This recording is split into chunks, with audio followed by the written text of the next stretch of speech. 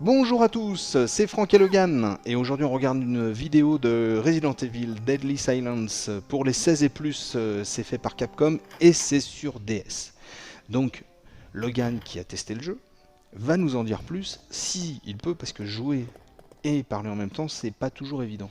Mais enfin, comme je pense que tu dois le connaître pas trop mal ce jeu, tu sais un petit peu à quoi t'attendre. On va essayer. Bah, je connais la version, je connais bien la version qui était sortie sur PS1 et dont celui-ci est un remake. Ouais. Donc on trouve dans cette adaptation la version originale, plus une version inédite donc, qui utilise les possibilités de la console, donc qui s'appelle le mode Renaissance. Ok, d'accord. Donc là d'ailleurs... Donc ils ont un peu jumelé les deux trucs pour que ça soit un petit peu plus... Enfin, pas plus intéressant, mais plus... Bah là, tu vois d'ailleurs une des phases en vue subjective qui est propre à la version Renaissance, enfin en mode Renaissance. Ah oui, d'accord, c'est que là tu joues au stylet, là. Voilà, là je joue au stylet. Alors, ce que je disais dans mon test, voilà, c'est ça. Donc c'est pas évident en fait d'avoir les chiens. Ouais, il casse-pied ce clébard, là. Ah, là je l'ai vu. Par contre, tu le laissais bien, le premier coup c'est le bon, quoi. Oui, donc, contre certains ennemis, oui, heureusement d'ailleurs. Oui, heureusement, parce que le chien, oui, c'est vrai qu'il y a un espèce de timing à avoir là, qui n'est pas forcément évident. Tu as trouvé de l'herbe verte. Voilà, parce que tu vas me faire un petit thé, une petite infusion, une petite verveine. Des mélanges, d'ailleurs, je vais prendre un mélange, voilà. Ce qu'il faut savoir aussi, c'est que le mode Renaissance est beaucoup plus difficile que le mode original. Ouais. Donc tu as beaucoup plus d'ennemis. Tu peux te faire tuer plus rapidement. Oui. Et donc, comme je le disais, comme on l'a vu plus tôt, il utilise les fonctions tactiles de la console, donc le stylet, entre autres, pour résoudre des énigmes ou pour les phases en vue subjective, comme on vient de le voir. Et à 3-4 reprises, je crois, pas plus, il utilise également le micro. Donc pour souffler des bougies, pour éteindre des bougies, pour réanimer un personnage, ce genre de choses. Mais carrément, ça, c'est assez délirant, ça. C'est assez marrant, ça. Par exemple, même si je disais que dans mon test, ça fait un peu gadget et ça arrive parfois comme un cheveu dans la soupe, quoi. Mais bon. Ce qui me fait marrer, c'est que j'imagine encore une fois, moi, quand je vois les trucs portables comme ça, j'imagine les gens dans le train, etc. J'imagine le mec dans le train, tout seul dans son coin, en train de faire. Bah, surtout si tu mets le son, si t'as des râles de zombies derrière. Et ah oui, alors là, donc, beaucoup de portes à ouvrir quand même. Hein. Oui, par contre, il faut savoir, donc ça c'est assez drôle parce que à chaque fois que tu ouvres une porte ou quand tu prenais un ascenseur comme ici, sur la version PS1, tu avais un temps de chargement. Or là, tu vois, en fait, on peut le passer, hop, en appuyant sur B. D'accord. Donc c'est même pas des temps de chargement, ce qui est logique puisque c'est sur une cartouche. Donc, mais c'est assez drôle en fait qu'ils les aient inclus. Ouais, ils ont gardé le truc, c'est assez marrant. Ils auraient pu se fouler, hein, quand même. Attention, c'est des détails que le monsieur Logan voit. Donc, méfiez-vous, Capcom, il vous surveille. Non, mais ça, j'avoue que c'est pas mal. C'est plutôt bien pensé. Bah oui, ils ont gardé le côté de l'ascenseur qui.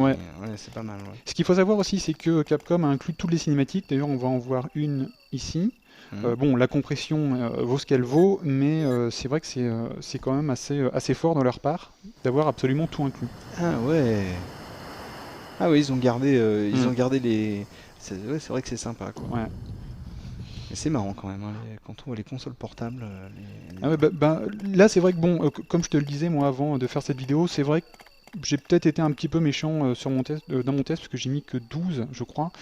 Et par la suite, j'ai continué puisque c'est vrai que je suis fan de Resident et je voulais vraiment voir en fait ce que donnait cette version sur le long terme, si je puis dire. Mais c'est vrai que bon, j'aurais peut-être pu mettre un point de plus au moins, 1 ou 2 points de plus. Parce que bon, graphiquement parlant, ça vaut ce que ça vaut. Pour la DS, c'est quand même pas moche, même si c'est moins détaillé que sur PS1. Ouais. Et bon, comme je disais, les fonctions tactiles font un peu gadget, et tu as également un mode multijoueur à 4, mais honnêtement, pour moi, je trouve qu'il vaut pas tripette, quoi. D'accord, ouais, donc c'est assez moyen. C'est marrant ça, c'est marrant parce qu'en général, le mode multijoueur, c'est toujours ce qui ce qui amène un petit plus au jeu, un petit plus on le voit, on en a parlé avec Rivaol sur des jeux sur la 360 où le côté multijoueur, bon bah ça a amené un petit peu un petit peu plus de durée de vie au jeu, et là t'es un des premiers à me dire que Bah, tout dépend en fait, tout dépend en fait du type de jeu, quoi, du type de multijoueur. Là, c'est vrai que moi je le trouve assez moyen. T'as quasiment pas de challenge. L'ambiance en plus est assez flinguée puisque toi tu vois ton personnage, mais tes compagnons sont représentés par des grosses étoiles. De oula, plusieurs couleurs. Donc dans l'univers de Resident, c'est vrai que ça dénote un peu, quoi. c'est pas super rock'n'roll, ouais, ça c'est clair. Ouais. Hein. Donc là, je voulais vous montrer aussi également une énigme qu'on trouve un peu partout, puisque c'est rattaché à des coffres qu'on ouvre.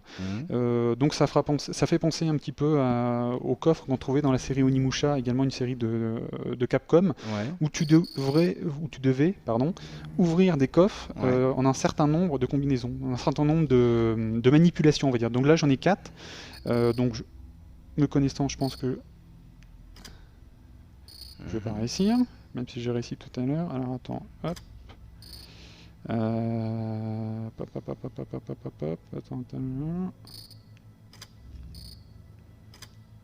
Bon, là j'ai réussi. Voilà. Bravo, j'ai rien compris de ce que t'as fait, mais en tout cas c'est bien, t'as réussi, bravo Logan. Et donc, comme tu vois, tu peux avoir des objets dans ces coffres-là, des munitions, etc.